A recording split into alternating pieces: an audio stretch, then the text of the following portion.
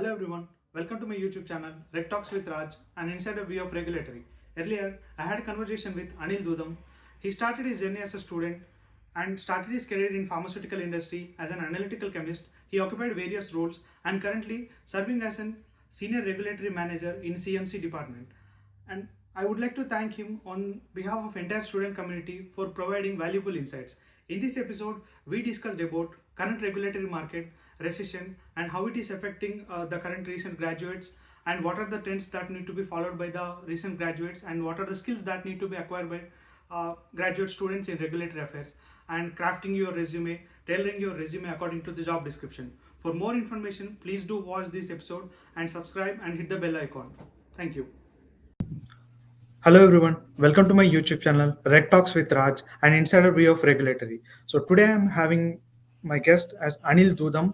He's a senior regulatory manager in CMC department. So from past 10 years, he has occupied with different roles in the pharmaceutical and biotech industry. And now currently he's working as a senior regulatory manager at CMC department. So welcome Anil. Thanks for accepting my invitation and being here to share your views about regulatory and current trends in regulatory. So here you go. Yeah. Yep. Thank you very much.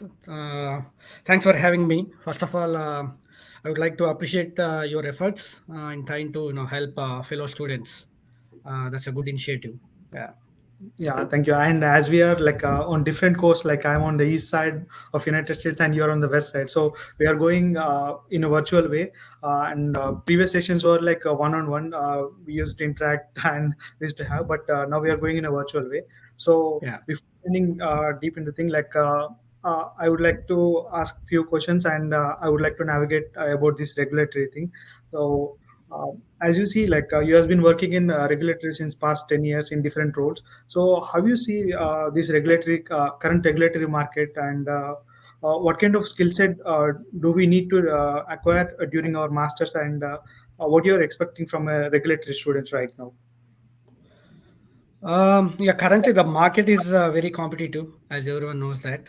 Mm-hmm. Recession is going on. Of course, which is not official, but we are under recessions like past 2 years. So not only the pharma biotech, but all the sectors entire in United States. Probably you might know that there are layoffs all around the country. So the Yes. competition is very high. That's the one thing I would say. So it is highly challenging for the students, like fresh students, people with a little experience. It's very highly challenging to navigate this situation. Mm-hmm. Coming to skill set, that's a very broad question. If you want me to dive in deep, depends upon the area of regulatory world Okay. where you want to get in. Mm-hmm. The skill set varies. Okay. So primarily, I would classify that regulatory affairs into two areas. One is the CMC regulatory affairs, and the second one is regulatory operations. Mm-hmm. So for the CMC regulatory affairs, the skill set needed by the people is companies expect the candidates to have some good technical knowledge about the drug development. Okay. So CMC stands for chemistry, manufacturing, and control, right? So Yes. they expect from the candidates the experience in drug development. So people who worked in R&D sector or any other department in the industry, uh, by naturally they have a good understanding of the drug development. So those are the candidates which are really apt for CMC roles. Okay. Whereas for the operations, it's always good to have some technical knowledge, but it's more of submissions. So operations is nothing but you are running the life cycle of submissions like ANDA, NDA, and INDs. Yes. You need to work on some softwares. I mean, to be honest, during the masters. So I'm talking about the student perspective. Okay. During the masters, people don't get, universities doesn't have that, what to call it, as a part of their curriculum. They don't teach the softwares which exactly you're going to use in the industry. So for the operations, the hands-on experience on this particular softwares like DocuBridge and Express Yes. Scripts, if I remember correctly, Yes. that would be starting point for them. Mm-hmm. Other than that, it's about compiling good Microsoft Word skills, what to call it, adjusting the you call it as editing the documents. So these are the basic skills for the Okay. operations. But once you have the good hands-on experience with the software and good scientific knowledge about the pharma industry, that will help you in a long way for the operations. Okay. And as you mentioned, like DocuBridge as one of the software, use it for compiling the data and preparing of the CCDD. So, do we have, as a student, I'm eager to learn about that software. So, I'm asking you a question like, do we have any learning platform for DocuBridge and the other software which you have mentioned? So, So there is no as such learning platform, unfortunately. The okay. only way is students must make use of this Regulatory Affairs Pharmaceutical Society RAPS website. Okay. Mm-hmm. So they do conduct frequent workshop and webinars. Okay. So not very frequently, but once or twice in a year. Okay. So you have to at least attend those and get some idea exactly what they're trying to do and all, so that at least if you get a job, you have Mm-hmm. some familiarity with the software. And also software can be learned within a short span of time. But other skills and all, they teach a lot. So I would strongly recommend everyone, irrespective of the area in regulatory which they want to enter, make Okay. good use of this RAPS organization, be a Okay. member and make use of the resources. There is a tons of information in the website. There are so many exchange groups, forum, what you call chapters, specifically to location center in the US. So try to make good use of, and you will get some idea. I would say Okay. you don't get complete training on that, but at least you won't be facing a blind blank face if someone asks you anything. Okay, whenever the interview goes on, we can at least That's try to correct. explain what is actually That's this correct. and how it works on. Okay, That's and correct. is it the same similar kind of thing like Viva Vault, which we nowadays, which every company is using? So Viva Vault is very much in demand these days. I'm Okay. like past many years. So Viva Mm-hmm. Vault is more of a quality. It comes under quality management systems where you Understood. Mm-hmm. manage the documents in the entire company through the system. Okay. Mm-hmm. So of lately, I recently heard that even Viva Vault has this publishing software, what you call included in that. So there Okay. are companies who are trying to use Viva for Mm-hmm. everything, not only for document managing, not only for writing, not only the exchange of documents within the departments, but also for the publishing, the one like just like DocuBridge. Okay. So it won't be apple to apple same, but Mm-hmm. pretty much similar. Like if you are comfortable working on, for example, on DocuBridge, you should be able to work on a Viva Vault publishing software. And for the Viva thing, you have I never tried, to be honest, but I hope they have these training sessions for the Okay. Viva, how to use the Mm-hmm. Viva software and all, and of course paid training sessions. Okay. Yeah, that's a good point you brought up about the Viva. Yeah, Mm-hmm. so yeah, you can make use of that too. Yeah. Okay. And moving on to other question, like as you said, recession is going on. So you see, like for every 10 years, I see, I guess, like for every 1 decade, there will be like a recession comes up, and after the recession, there will be some new openings. So it's completely the market going to be a new thing. So being at the phase of recession and about to graduate from master's in regulatory degree, so this is the question faced by many of the students. So how do we need to prepare for the new upcoming market? So what kind of things we need to take into consideration when we come up with the new opportunities after once the recession is done? Obviously the market going to be fresh, and industry going to expect some good candidates like who has some extraordinary skills. So what kind of things they are going to expect? So being from 10 years, so how do you see this thing? So I would say, like, as such, as a regulatory person, right? The Hmm. skill set needed, pretty much same, even if there is a recession or not. But as you rightly said, once this recession things gets better, eventually it's going to get better. People might expect, more job openings across the industry. Hmm. So I would say, try to be, very, at least the master graduate, most of the students doesn't have any prior industrial experience. Maybe 10% of the people might have worked back in India before they come here. So but Yes. 90% of the students, they come with as such with the bachelor degree. So I strongly recommend everyone to have work on your basics. Okay. Okay. whatever the curriculum, the course curriculum you have studied in your master's program, be on top of that, like, kind of ICH regulations, for example. Okay. I would like to talk about ICH. So ICH regulations are, pretty much, they are like, bread and butter, kind of. So you should be on top of that, which chapter, for example, if there is an issue with the tech development, if there is Okay. any technical question, at least you should have idea. Okay, we have a reference in the ICH, but which chapter?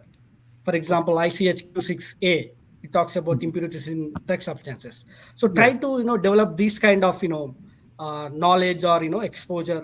So the only way is revise your probably you might have read very rigorously throughout the master's program, but things people get people have that tendency to forget things very easily. Correct.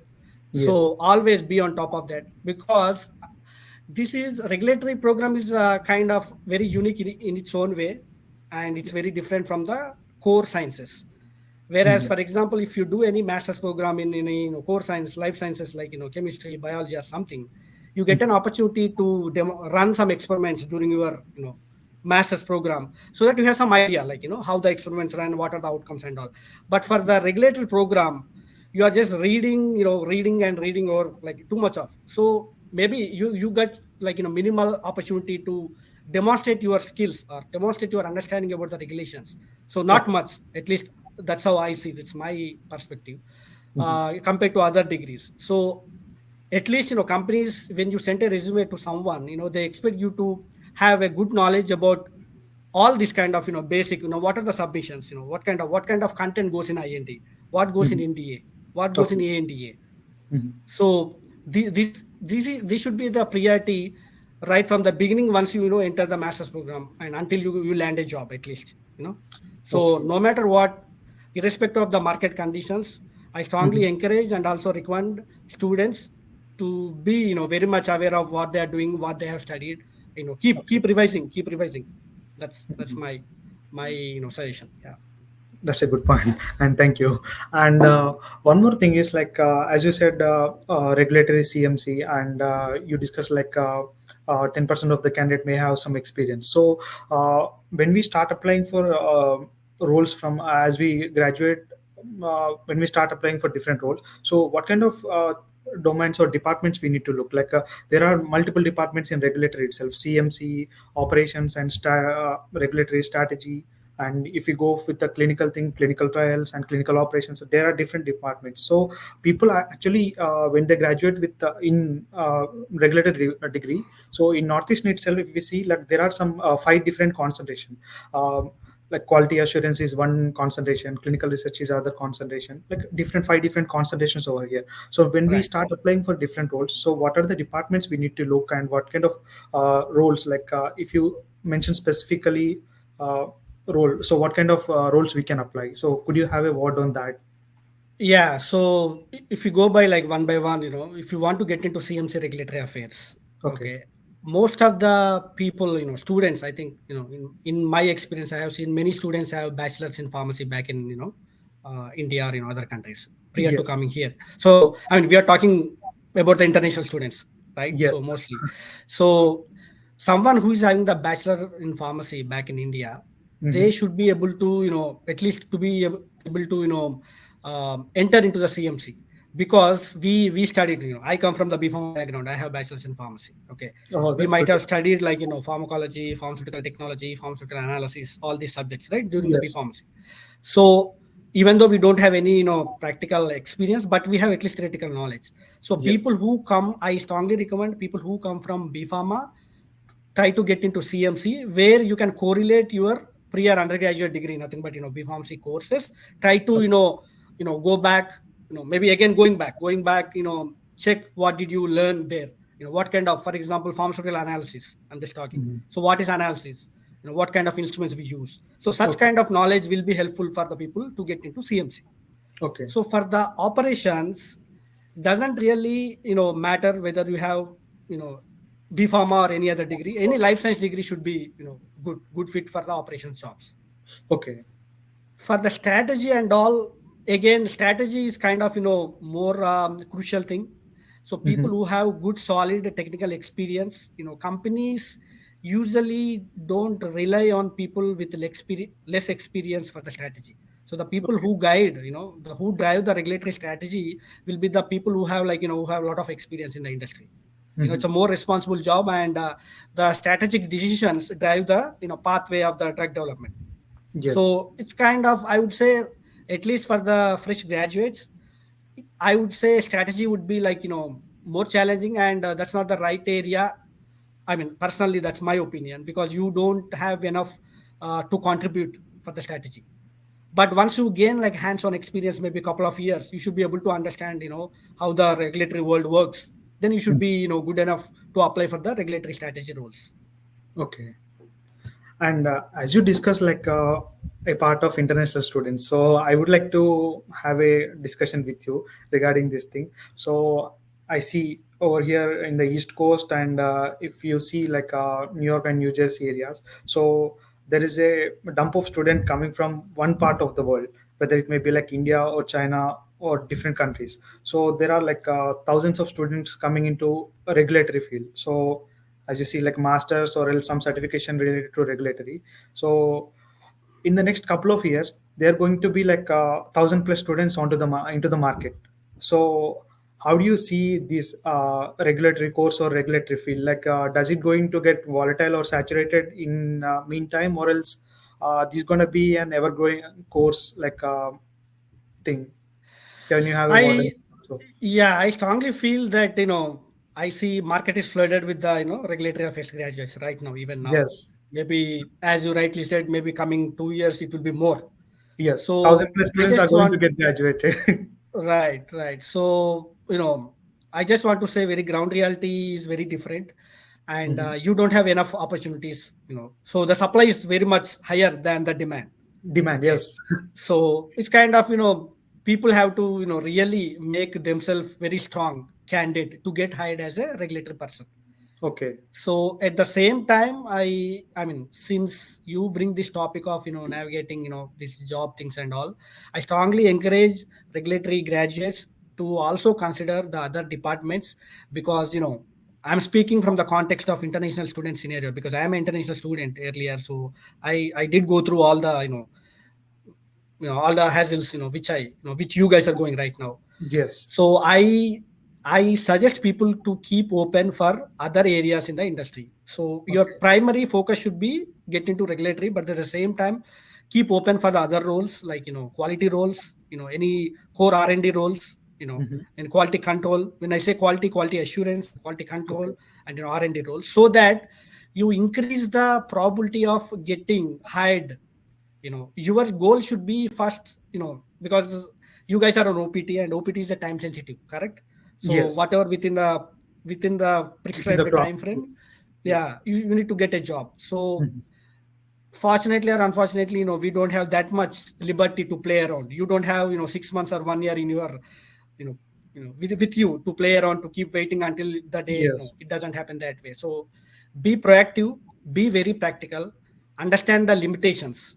Okay. I mean, it's very, very good to have a regulatory degree, but at the same time, that's not the end of the your career. So it's a just starting point. So keep open for the various departments in the industry. Try to get into industry and understand what is the drug development. Various cycles which they go through, which eventually help you. Regulatory degree will help you to understand this better. So that's my very honest suggestion. Yeah, yeah, And the problem is, yeah, like as you said, you need to enter the industry. Getting a first job is the toughest part, and once you get into the industry, so you eventually build your connections, and you get into different roles, and you can transfer your jobs into different companies. So, and right, bringing this context into consideration, when international student comes up, when they start applying for different companies, there will be questions shooting out while applying. Do you require a sponsorship or not? So if you don't mind, can you please have a word on that also? We just need to keep a yes for that, or else no, or else we need to explain them during our interview process. So how this process going? As you come across this pathway, like right. 10 years before or 8 years before. Yes. Right. So I recommend people to, just don't discuss about the, sponsorship at the time of interview, or, even for the application. So Okay. better say no, you Mm-hmm. know, eventually, so your primary focus is, I mean, I'm just trying to give you the practical scenario. When you start the Okay. OPT, you have ideally 36 months, right? 12 Yes. plus 24, correct? Yes. So you have three years of good time with you. Mhm. So if you say, most of the companies, might cut short if you say yes to the sponsorship, right? Okay. People might, recruiters might say, okay, this guy needs sponsorship. The company is not really, favorable for the, hiring the immigrants or, on visa. Yes. So they might, put your resume side. So instead of that, it's not like something we are, hiding something, but you can always say diplomatically, at this time of my, right now, at this time, I don't need any sponsorship. You can answer in Okay. such a way. Mhm. So most of the people, they don't really stress on that. Recruiters are very nice. People are Mhm. usually nice. They don't really want to put you in trouble. They say, okay, what about next year? Do you need, or next year? They are not going to ask you, like, they don't prolong the conversation further. So Okay. always keep it very short. Say that at the moment you have an OPT, you can work for Mhm. any employer. You have work authorization across the country. You can work for any employer. Keep Okay. it very simple. And during the application, I suggest say no and take it Okay. forward. Okay. And eventually, once you gain the experience and all, once you get maybe 6 months to 1 year, and when the H1B time comes up, like if you want to apply for a H1B, right, then you can bring the Yes. topic, so that by the time the employer or your manager might have understood very well your maybe if you are doing Potential. really good, Yes. your potential and all, they will support you. For Yes. worst case scenario, they say no, but still you have 6 months or 1 year experience under your belt, right? You can always keep Mhm. looking. So always, you have an options. So Yes. yeah, for answer to your question is, don't say yes, and also keep it very simple, even if someone asks. Okay. And initially, even when I come across different interviews, like some recruiters don't even know like what is OPT, CPT, and how many months you can work over here. They doesn't care, and actually they never know about that. When we start trying putting these things forward, then it depends on Right. them whether to take forward or not. Correct. Because what you said is correct. And Yes. moving on to the next thing, you are pretty much into the industry from past 10 years. So when you hire a candidate, like some people are like freshers who doesn't have any experience, and some people who come across like 5 to 7 years of experience. Even some people with the 10 years of experience are doing their masters in regulatory. So how do you differentiate between them, and from an individual perspective, like from a fresher and from an experienced guy? So what do you expect from both of them, like? Yeah. So let's talk about the people who have experience, right? Like Okay. those who actually worked in industry. Mhm. So they would be, obviously it's very natural way the employers expect much from the people who have experience. So Okay. most of the expectations will be on their past experience. They ask you what kind of projects did they work. Okay. They might ask, what are the challenges they resolved effectively. For example, people come from various. Most of the people, I come from analytical background, so the people who worked in analytical R&D, back in Mhm. India or other companies here in US. So they might ask you more about, what kind of techniques you worked on, what is your experience on that. Similarly, if they come from the formulation background, right? So they have their different set of questions. So Yes. if you have a experience, definitely they are going to ask you. They are going to grill you very much. They are going to ask you explain the case studies, for example. What kind of scenarios where companies rely on your, what kind of experience you gained really, Mhm. not on the paper, but you should be able to explain very well to the employer. Mhm. So with experienced people, it's kind of more challenging. You have to prove your credibility. And Mhm. at this point, I just want to add one more for the people who are watching this, who have experience from non-US experience, industry Okay. experience. Yes. So I have seen people reaching out to me. I have 3 years or 5 years, as you said, 7 years. Lot of years of experience. I'm not getting any calls. Freshers, that's okay, I understand, but I have experience. But so the kind of, it's very tricky situation, which I personally, I never worked in other countries. I started my career here in US, but I have Mhm. seen people who come, many of my colleagues and my managers. So what happened? The industry personnel and also recruiter, the hiring team, they would like to see the US experience on your resume, no matter how much you have non-US experience. For example, China or India or any other countries, Mhm. it's going to add a little value. Okay. So they are kind of little what to call pro to US experience. They like to have the okay, this person has, oh, he worked in US, he's been working, so that's a Okay. more positive impact. But this is only for the first job, I would say. Once you have the first job in US, and from for the second and third job, you can always, people really don't care. Okay, oh, you have 5 years in India and only 1 year in US, they don't mind it. Okay, you have a US experience. Okay, so it's kind of people should, again, I'm trying to give the reality, they should understand the limitations of the people's expectations here. Yes. So this is one other area where they have to navigate it, Okay. unfortunately. But you have to, there is a difference for the people who have experience versus fresher. Experienced guy can answer a lot, they have a good understanding. Okay. Mhm. And second, about the fresher, like what are the expectations, right? For the Yes. fresher, as everyone know that practical experience is very minimal, zero to minimal, correct? Mhm. you know all they rely is your on theoretical knowledge. So Okay. for fresher candidates, as I mentioned earlier of this conversation, they expected a good idea about, good familiarity about what did you studied all these 2 years or last 5 6 years about the regulations. For example, we are talking about regulatory here, so Mhm. you should be very well versed with all the regulations. Kind of, I mean, no need to what to call mug up things and talk, but you should have an idea. Okay. So at least be really familiar with your coursework, and try to understand at least theoretically. There is no practical question here because you never worked in the actual industry setup, correct? They are not going to Yes. ask you, okay, can you talk about NDA, how did you work? You never worked it. You learned like what is ECTD, for example, what is ANDA submission, what is BLA, but Yes. try to explain the components. For Okay. example, if I am the interviewer person, like I'm going to interview a fresher candidate, at least I would Mhm. ask that basics questions, like basic. I expect basic understanding of regulatory world.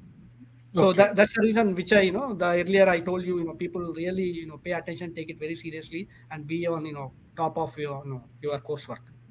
Okay. And one more thing is like this is a question for everyone. Do we need to trim our resume according to the job description, or else do we need to add some skill set onto the resume, like what actually job description requires? So that is one question. Can you Yeah, have a so I definitely recommend customizing, fine tuning the resume as per the job description, because Mhm. people might feel it like more extensive work, because you have to sit seriously and don't try to match everything as per the job description, but try to, at least if someone look at your resume, at least they should have, or you should have, couple of points similar to the job description they mentioned on the portal on LinkedIn and all. So I strongly recommend people to do craft your resume, or make, don't change too much, but at least there are some keywords, for example. Okay. Okay, one other, this is kind of elaboration of our discussion. It all depends on the job role. For example, NDA companies, nothing but new drug, the companies which do the new Yes. drug molecules, Mhm. their expectation is very much different than the generic companies where you Okay. deal with ANDAs. Okay, ANDAs. Yeah. so NDA people, the companies who do all the biotechs in the Boston area, Northeastern is in Boston, correct? So probably you have hundreds of companies around you. Most of Yes. the companies, 90% of the companies do the innovator drugs. Okay, Mhm. they Mhm. expect some IND knowledge. For Okay. example, they want people who have some familiarity with the INDs. Mhm. So such kind of keywords, probably you might have studied as part of your curriculum. What is IND? What are the different phases? What is the content?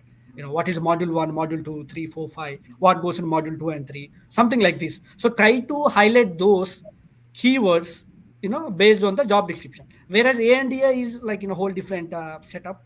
I mean, there are not many companies who does the ANDAs. Similarly, for the ANDA roles, exactly. If you find any generic company, for example, don't talk about INDs. IND is completely, it's a different ball game in the ANDA environment. So Yes. yeah, I would say make at least 20% change on your Mhm. whatever heart of your resume, right? At least make 10 to 20%. Try to add these keywords, and also try to put all these skills, like you are good at formatting, good, because regulatories, we deal with documents, correct? Having a Yes. good document formatting skills, editing skills, kind of Exactly. Yeah. uh, it's a basic. So highlight those. And Mhm. if you worked on any kind of softwares, like for example, if you use people who worked previously in the industry, they might have used some softwares, or Yes. some kind of document, just like the one which you mentioned, Viva. If you Mhm. have Viva under your belt, definitely your profile will be more strengthened. People Yes. are, because I learned from my experience. Okay. Having me without Viva versus Viva definitely made a difference for me. Mhm. So yeah, highlight those these skills, and also theoretical knowledge. Okay. Cool. That's good. And one more thing is like I would like to ask you, like you have been here in from past 10 years, right?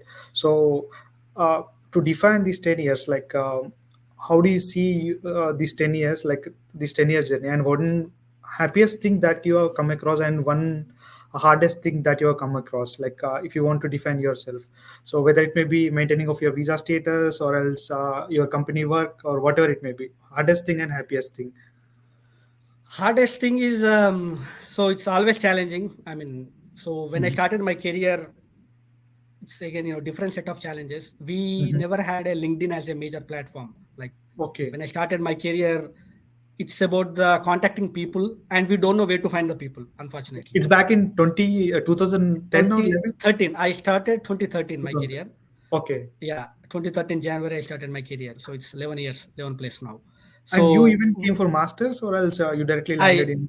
no, I came from masters. I came in 2010. I completed my Okay. masters, Hmm. and then I started job hunting. So my first job was like someone just said like there's a startup company. Why don't you go and ask for a job?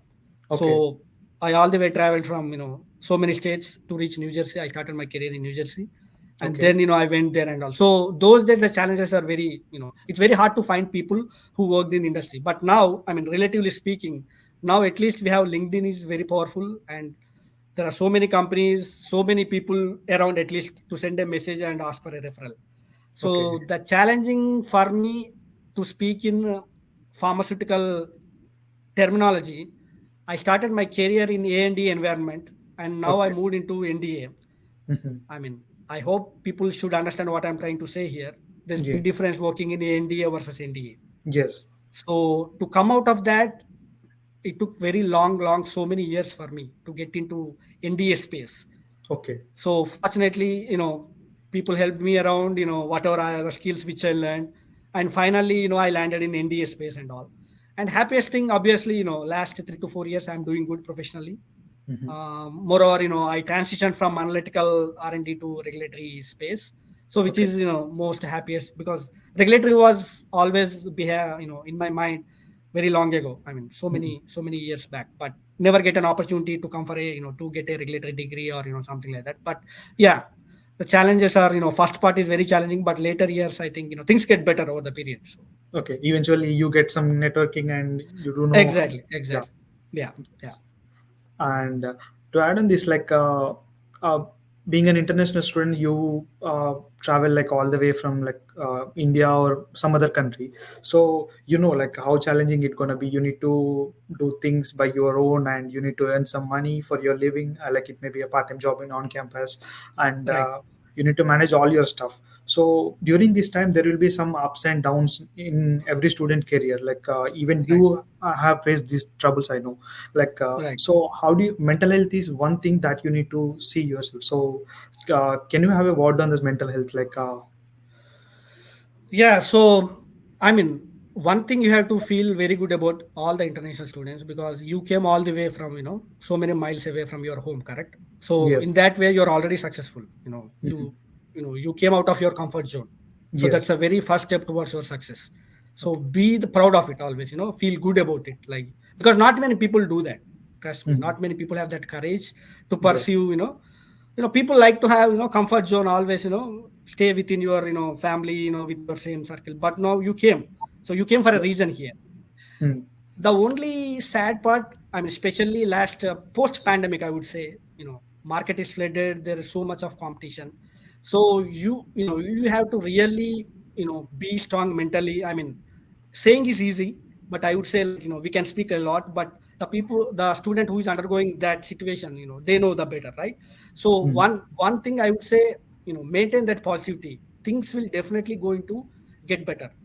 Not Yes. immediately, not as soon as you expected. I mean, back in Okay. India, maybe when you never came to US, you might have thought, okay, I go to US, I study masters, and then I get a job, I make some this much amount of money. That won't happen, like, as such as you think. Yeah, the Things situation may things flip. exactly. all you need is that core determination and have patience. This the patience is the key. Okay, no matter Yes. what, even if you are under stress, or even if the things are going good for you, be patient. you know Okay. Particularly in all my 12 13 years in US, for everything you need to be very patient, especially things takes time in America. I don't know about other part of the world, but here things doesn't happen as such. Just within a flip second, things won't change. It will take time. Okay. But maintaining that spirit is the key here. Nowadays you guys have so much of so many people around you, so much of networking, you know Mhm. so don't try to talk to people like like me, or no, I'm just trying. So try to Okay. find some mentor, some Mhm. the people who have like little experience than you. So don't what to call, control your emotion yourself, and try to don't suffer. Try to talk, make yourself comfortable with the people around. Share your problems. Everyone is in the same boat, more or less. Everyone is in the same boat. So that way at least you can minimize the stress conditions and all. Everyone is job hunting, but help each other, discuss ideas, all I this, see. so that these are not going to eliminate the problem, but then only minimize the conditions. Stress or whatever we are coming Yeah, across. whatever. Yes. Yeah, yeah. And to ask you one pro tip that you would like to give to our viewers, whether it may be in job hunting or else managing your skills or learning something, one pro tip would you like? What would you like to give? Be very proactive, and also always keep open for learning. Okay, don't stop learning attitude, because especially pharma industry or biotech industry is a very big, vast world. I Yes. mean, that's a one, at least one trade which I think I have, in very good amount. So that made me to, transition from all these years where I started from right now, where am I? So I always have that open mind, keep open mind to try to learn the things. I mean, you might feel after a while, working in industry, for example, after 3 years or 5 years, you might feel, oh my God, I did a very, lot of hard work. I think now it's time to relax. I really don't recommend, because things are changing very fast. Industry's expectations are changing very fast. Always keep yourself updated. Have that attitude. You know, Yes. try to learn, Mm. keep that learning attitude. And one thing I would like to extend this: always cultivate the habit of questioning. If you don't Okay. ask, you are not going to learn anything. Mhm. Even at your workplace, once you get your first job or second job or third job, always try to find some mentor. There are some people in the company who can help you, like Okay. even if the international guy or non-local guy.